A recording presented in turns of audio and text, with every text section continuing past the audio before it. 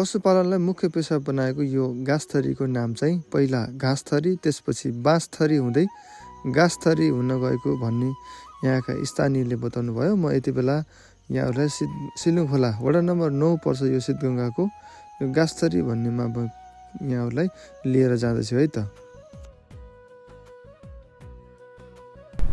ल म यति बेला चाहिँ घाँसथरी भन्ने ठाउँमा आएको छु। यहाँनिर पानी ट्याङ्की बनाएको छ 2081 साल 11 महिना 13 गते बनाएको रहेछ। यहाँनिर एउटा घर पनि छ। घर चाहिँ रातो टिन कलरको टिन लागेको। यहाँ एउटा गोठ सहितको सानो मिलेको घर छ।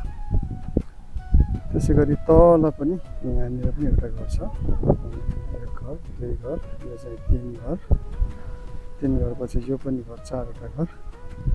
त्यसै गरी त्यो चाहिँ 5वटा। अलिकति नजिकको घर हो। सानो बस्ती भए तापनि केराहरू लगाइएको अवस्था छ। अनि बाँकी कुरा एकजना यहाँ यसै गाउँका बासीसँग म जोडिदिन्छु। उहाँको कुरा सुनौँ है त। भयो भने यो चाहिँ यहाँ पसल पनि छ। यो ठाउँमा हामी यसो हिँड्दा घुम्दा यो बाटोमा रोकिएर थोरै केही नास्ता पानी खान पनि सक्नुहुन्छ। भने यो घर रहेको छ टेकबहादुर तङ्नामीजीको घर छ। यहाँनिर आउनुभयो भने एकछिन बसेर पर्खेर यहाँनिर नास्ता पानीहरू खाएर पनि जान सक्नुहुन्छ। घाँसथरीको गाउँ देखाइरहेको छ मैले र थप कुरा उहाँसँगै जोडिएर जानकारी लिउँ। ल नमस्कार, स्वागत छ यहाँलाई। धन्यवाद। यहाँको परिचय भन्नु होला एकपटक। मेरो टेकबहादुर तङ्नामी, स्थान घाँसथरी, सिद्धगङ्गा 9 मै पर्छ होइन? सिद्धगङ्गा हजुर 9 मै पर्यो। 9 मै पर्छ। हजुर यही ठाउँमै जन्मिनु भएको कि कतिबाट आउनु भएको? म यही स्थानमै जन्मेको। घाँसथरी गाउँमा कतिवटा घर हुनुहुन्छ? हामी 5 घर मात्रै छौँ। 5 घर। अनि कुन समुदायका बस्ती खास यहाँ बस्नुहुन्छ? हामी मगर नै हो। पुन मगर 4 घर अनि तङ्नामी 1 घर भन्दा हुन्छ। यो ठाउँमा बिजुली चाहिँ आएको देखेँ मैले, बिजुली छ। अनि खानेपानीको के छ सुविधा, कस्तो छ? कहाँदेखि खानुहुन्छ? खानेपानी अब 7-8 वर्ष भयो। अब घरैमा धारा छ, पानीको सुविधा राम्रै छ भन्नु पर्छ। मुल्कै पानी खानुहुन्छ? हजुर मुल्कै पानी खान्छ। चैत वैशाखमा सुक्छ कि नै? त सुक्दैन। राम्रो छ त्यसो होइन? अनि इन्टरनेटको जस्तै फोन कुराकानी अथवा नेटहरू चलाउनलाई के छ? त्यो छैन, एकदम दुर्लभ छ त्यो।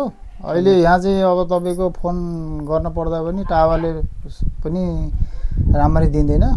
तपाईँको कोही अब झोलीमा राख्ने, कोही गारामा राखेर अब टावरको प्रतीक्षामा बस्नुपर्छ। एनटिसीको टावर? हजुर एनटिसीको। एनसेल टिप्छ किन? एनसेलको त झनै कम टिप्छ। नेटहरू चलाउनु पर्यो, विदेशतिर कुरा गर्नु पर्यो भने कसरी? अब अलिकति चाहिँ लगभग आधा घन्टाको बाटो माथि डाँडातिर चढेर। डाँडामा जानुहुन्छ? हजुर। विद्यालय कहाँ जानुहुन्छ यहाँको बच्चाहरू? यहाँको हाम्रो पशुपति विद्यालय 3 खण्डेमा भन्छ। यहाँबाट हिँडेर जान अब ठुलाको हिँडाइमा 1 घन्टा लाग्छ अनि विद्यार्थी सानो बच्चालाई 1.5 घन्टा लगभग लाग्छ। पशुपति कतिसम्म पढाइ हुन्छ त्यहाँ? अब 400मा। 400 पढाइ हुन्छ त्यहाँ? हजुर। 5 छैन? 5 को अब टिचर थपेर नि बनाइयो। कहिले कोही समयसम्म थामियो, कोही बेला विद्यार्थी भएनन्, कोही बेला विद्यार्थी भएर पनि टिचर राख्न सकेन। 5 पढ्दाखेरि के कहाँ जान्छन्? अब कि लौरी कि लाभे? लौरी कि लाभे भनेपछि यहाँबाट हिँडेर जान कति सम्भव छ? लौरी जान कति घन्टा लाग्छ? यहाँबाट 2 घन्टा लौरी लाग्छ भने लाभे 3 घन्टा। 3 घन्टा। अलिक टाढा पऱ्यो होइन? अलिक तलको बस्ती। अनि यहाँनिर पसल पनि देखेँ मैले। अनि यो बाटो चाहिँ अगाडि यो लापेदी हुँदै निस्केर माथि चितिचोर हुँदै अब हरसम्म पनि निस्क्यो, चिचोर हुँदै माथिसम्म जान्छ। यहाँ पसल पनि रहेछ। यसो आउँदाखेरि नास्ता पानीहरू खाने पनि के छ सुविधाहरू? के पाउँछ यो पसलमा? के छ अब त्यो यहाँ त त्यो अब सुर्ती चुरोटहरू, त्यसपछि त्यो च्याउचाउ मिठाई बिस्कुट पकाएर पनि दिन सक्नुहुन्छ? त्यस्तो छैन। आवश्यक पर्दा अब कसैलाई बनाएर नि दिन सक्यो न त। हजुर। यो अनि सिँचाइको सुविधा के छ? यो केही छैन। सिँचाइ भनेको कतैबाट यसो आउने मूल छ, कतै सिँचाइ ल्याउन सक्ने भयो? यहाँ अलि अग्लो ठाउँको पानी कतै छ? कहीँ छैन। खाने पानीलाई त दुर्लभ छ। अब मूलको पानी त अब सिँचाइको लागि छँदै छैन। अब तलबाट कुनै मसिनहरू अब बिजुलीद्वाराबाट यो तपाईँको खोला सुक्छ कि नि? सुक्दैन, तान्न सक्यो केही तारा रात लिफ्टिङबाट मिल्थ्यो गरे भने सम्भव छ। सम्भव छ। अनि यहाँनिर त्यसो भए त आकाशैको पानीको भरमै त्यही हो, खेती गर्नु परिरहेको छ हैन? त्यही के खेती हुन्छ यहाँ यो जमिनहरुमा? यहाँ गहुँ अब गरे त जौँ मकै अब तपाईँको अब तोरी अब त्यही नै हो। तोरी मकै पानी छैन कि दुई खेती मात्रै अरु गहुँ पनि हुन्न पानी छैन दुई खेती मात्रै। सिँचाइ नभएपछि मकै र तोरी भरि अब यो ठाउँबाट बजार गर्न जान पर्यो भने कहाँ जानुहुन्छ? हामी बालुवा बालाउन कति समय लाग्छ यहाँ बालन जान? यहाँबाट लगभग 3.5 घन्टा हिँडेर जान लाग्छ। अनि अस्पताल पनि त्यही हो? त्यही नै हो। अस्पताल त्यही।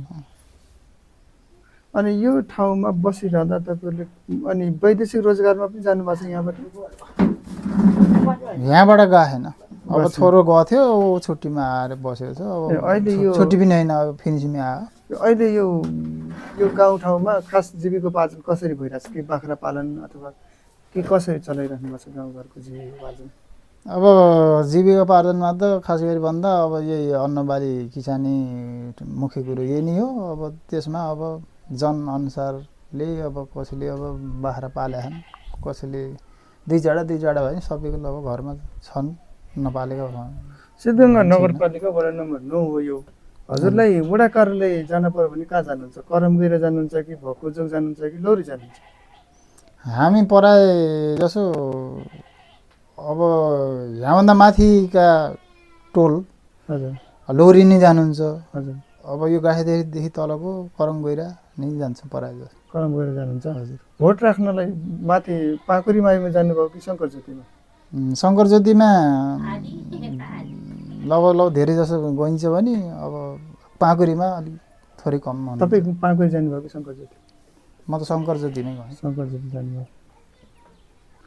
र यो गाउँठाउँमा अब पानी चाहिँ लिफ्टिङबाट आउन सक्छ भन्ने कुरा भयो होइन? यदि सिँचाइ भयो भने, यदि यहाँ सिँचाइको सुविधा भयो भने के गर्न सकिन्छ यो ठाउँमा? सिँचाइको सुविधा भयो यहाँ त ठुलो राहत पुग्थ्यो। अब जब तपाईँको सिँचाइ हुने बित्तिकै 3 खेती अब खेती किसान गर्न सकिन्छ। 3 खेतीको भएपछि त लगभग तपाईँको चाहिँ कहीँ गएर चाहिँ बजारीकरणबाट चाहिँ खरिद खानलाई लगभग मुक्त हुन्थ्यो, सहज धेरै सहज हुन्थ्यो भन्ने एउटा भनौँ सोच छ अनि लाग्छ। तपाईँले यदि अब जस्तो हामी सबभन्दा नजिक भनेको त सरकारलाई खोज्दाखेरि हामीले वडालाई खोज्ने होइन? वडा पछि बल्ल नगरपालिका जाने हो। हो। यो ठाउँमा सबैभन्दा तपाईँको नजिकको वडा सदस्य मध्ये को हुन्छ सबभन्दा नजिकको? वकिल वडा राणा। सदस्य त वकिल राणा। वकिल राणा होइन? हजुर। उहाँले यो गाउँठाउँ त 10 पटक हिँडिराख्नुहुन्छ होइन? हो। यो गाउँको समस्या पनि बुझ्नु भएको छ भने चाहिँ उहाँलाई पनि केही न केही कुराहरू पहल गर्नु भएको छ कि नै अहिलेसम्म यस्तो के गरिदिनु पर्यो भनेर यस्तो? अब विकासको सन्दर्भमा खासै खै मैले सुनेको छैन। अहिले केही योजना आउँदैछ पर्दैछ यहाँको केही यो गाउँको लागि भनेर केही योजना छ अहिले? यो गाउँको छैन। बाटोघाटोको लागि त अब त्यो थियो वर्षमा सञ्चालन एकचोटि भएको छ। बाँकी यो गाउँभित्र कुनै चाहिँ योजनामा केही पनि छैन। घरमा टिन माग्नु ए टिन पर्दैछ होइन? लगभग यहाँ खरको बस्ती भनेको धेरै छैन। ल अझै पनि होला नि 8-10 घर ल। तपाईँको विचारमा यो गाउँको अबको विकासको लागि के आवश्यकता छ जस्तो लाग्छ? सबभन्दा बढी आवश्यकता के छ जस्तो? अब सबभन्दा ठुलो आवश्यकता त यो ठाउँमा त के देख्छु भन्दा अब बाटो पनि सुधार केही अब केही न केही हुँदै ईश्वर वृद्धि हुँदै आएको छ। अब बिजुली थिएन, बिजुली पनि अब यही 80 माघ 20 गतेबाट अब लगभग सञ्चालन भयो। उजेलाबाट पनि अब चाहिँ राहत पाइसक्नु राहत भयो। पाइयो। अब त्यही हो, यहाँमा सबभन्दा अब खोला बस्ती माथि खोला तल भएको कारणले तलको पानी माथि चाहिँ जमिनमा सिँचाइ गर्न पाएन। केही यहाँको बस्तीहरूलाई केही राहत मिल्थ्यो भन्ने सबभन्दा ठुलो आश थियो। अनि अर्को टावर पनि मेन अब टावरले नेट काम नभएर पनि गर्दैन। गाह्रो छ होइन? नेट छैन।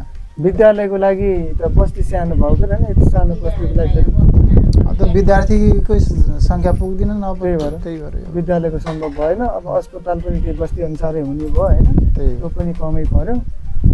ठिक छ, अब केही आफ्नो कुराहरू राखिदिनु भयो, यहाँलाई विशेष धन्यवाद छ। हवस् त, धन्यवाद।